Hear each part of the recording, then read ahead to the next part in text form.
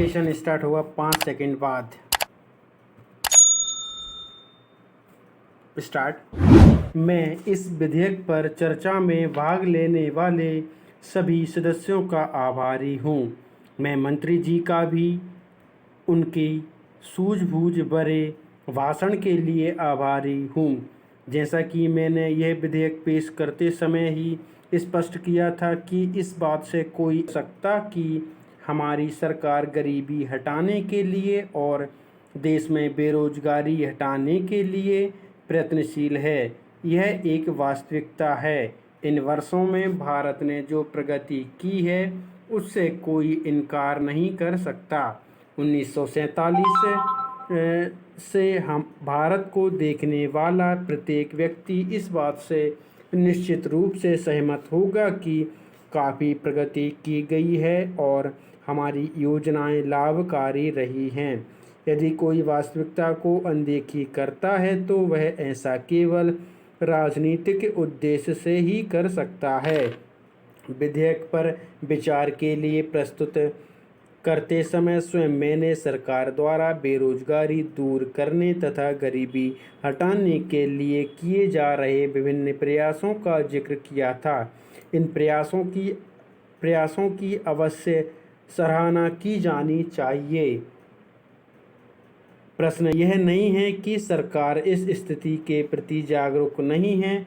प्रश्न चलाए जा रहे विभिन्न कार्यक्रमों की आलोचना का नहीं है, बल्कि यह है कि सरकार द्वारा ये प्रयास किए जाने के बावजूद हमारी अर्थव्यवस्था सभी को रोजगार देने में असफल रही है।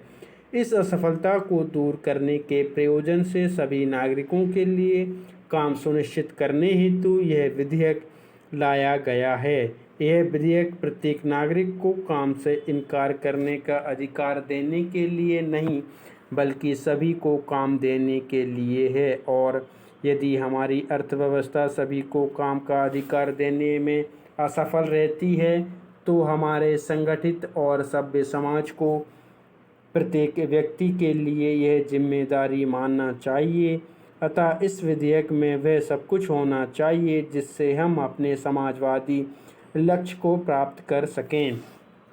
अब मैं आपको बतलाऊंगा कि खेती के सुधार के बारे में कुछ लोगों का क्या विचार है। हमने विभिन्न दृष्टिकोणों से अलग अलग विचार किया है, खास तौर पर सबसे ऊंची सीमा बांधने तथा सहकार के प्रश्न पर, किंतु हम अनुभव करने लग गए हैं कि दोनों का आपस में गहरा संबंध है। अगर हमारे देश में बड़े बड़े फर्म होते तो यह कल्पना की जा सकती है, भले ही आप इससे सहमत ना हो, कि उनका कार्य संचालन दक्षता से होता और उत्पादन भी बहुत बढ़ सकता और साथ ही आधुनिक तौर तरीकों का विस्तार हो सकता। भारत की मूल समस्या यह है कि यहाँ जोत की भूमि छोटी है और टुकड़ों में बटी है। साधारण तौर पर मैं कहूँ तो यह 1, 2 या 3 एकड़ है। इतनी छोटी जोतों की भूमियों से हमारे किसान केवल अपना काम भर चला सकते हैं, लेकिन आधुनिक तौर तरीकों को अपनाने में